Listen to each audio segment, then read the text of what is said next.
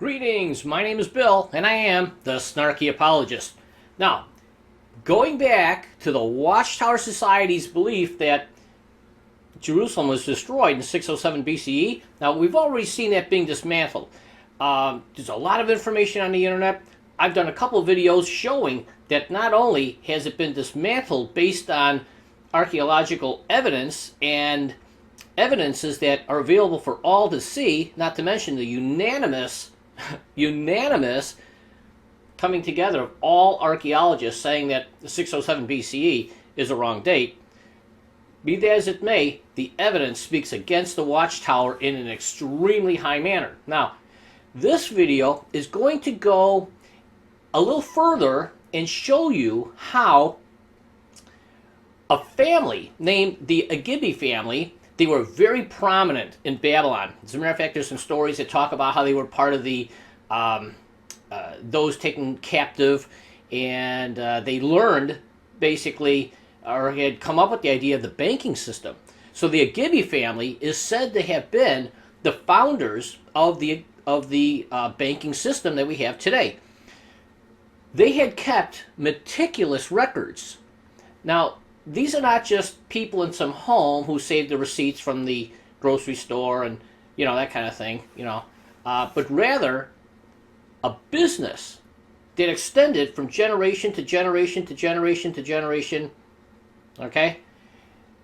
Meticulous records kept showing beyond a shadow of a doubt who was king at a certain time in history.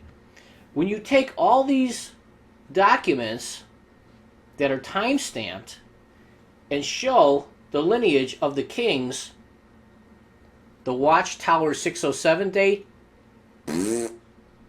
big time. Watch this.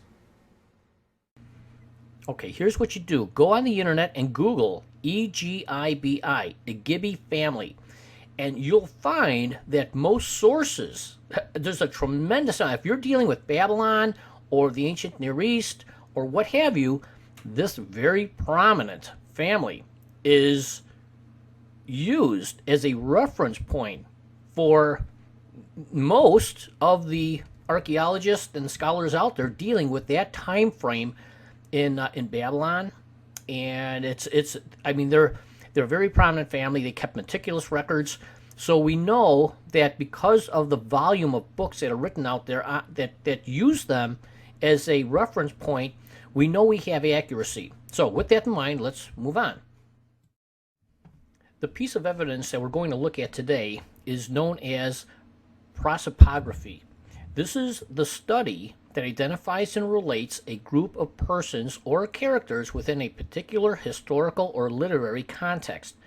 It's basically, looking at, it basically means face or person. It's defined as the study of careers, especially of individuals linked by family, economic, social, or political relationships, according to Merriam-Webster's dictionary.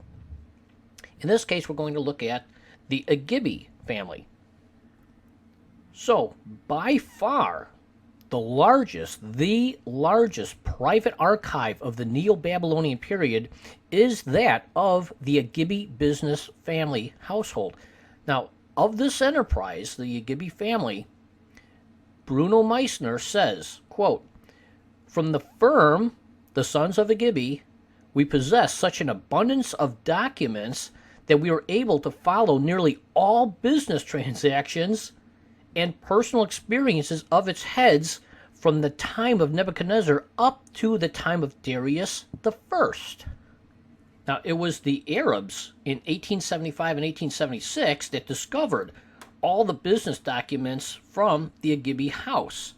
And they were found in a mound, actually, in a neighborhood that was about 4 miles southeast of the ruins of Babylon. They found about 3,000 to 4,000 tablets, and they were enclosed in jars, kind of resembling large water jars, and they were covered and cemented, and put tiles covering them, and for preservation. So they were actually well kept and well maintained. Now enters William St. Chad Boscawen. Boscawen was the one who was able to examine all the documentations, all the records of the EGIBI household, and he wrote a report in 1878, which was entitled Transactions of the Society of Biblical Archaeology. In the report, he states that the tablets, quote, relate to the various monetary transactions of a Babylonian banking and financial agency trading under the name of EGIBI and Sons, end quote. He says further that the tablets, quote, relate to every possible commercial transaction, from the loan of a few shekels of silver to the sale or mortgage of whole estates whose value is thousands of manas of silver, end quote. So Boscawen realizes the importance of following the sequence of the heads of the EGIBI firm. He knows that if he can document who was in charge, who's the chief here at EGIBI, he would have a succession, because the records would show when somebody made a purchase that, John Smith purchased such and such a property in the third year of the reign of Nabonidus or whatever, right? So they were all time-stamped in that fashion. So by showing all the transactions that were done and the, quote, timestamps of who was king at that time, he had a perfect sequence showing that there was no break, as the Watchtower claims. There was no break and extra kings inserted or time frames inserted. No, he had an absolutely foolproof succession and evidence tied up into these documents to prove his findings. What did Boscawen's findings show? Well, it showed that from the third year of Nebuchadnezzar, there was a person named Shula who acted as the head of the EGIBI firm or business, and he continued in that role for 20 years. It was up to the 23rd year of Nebuchadnezzar when he died, but he was succeeded by his son, Nabu-Ahidina. Now, Nabu-Ahidina continued as the head of the firm for a period of 38 years.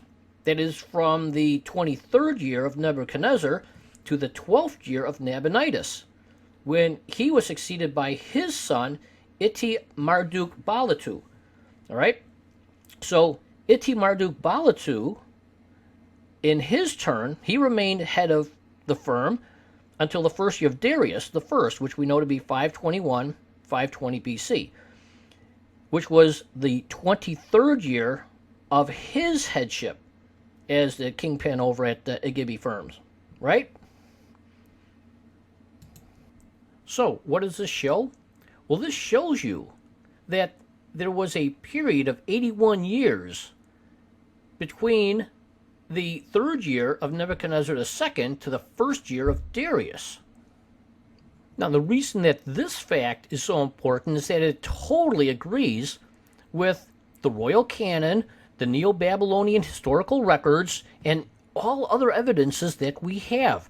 Now, counting backwards those 83 years from the first year of Darius in 521, 520 BC, that brings you to 604 BCE. That's the first year of Nebuchadnezzar, and that completely agrees with all other lines of evidence. The Watchtower is bankrupt. And just to add insult to injury, which when it comes to the leadership of the Watchtower is always a lot of fun, not only does this cover the Neo-Babylonian period, but because of the extended family and the decades of the EGIBI household, they've got records that extend beyond the Neo-Babylonian period and way into the Persian era.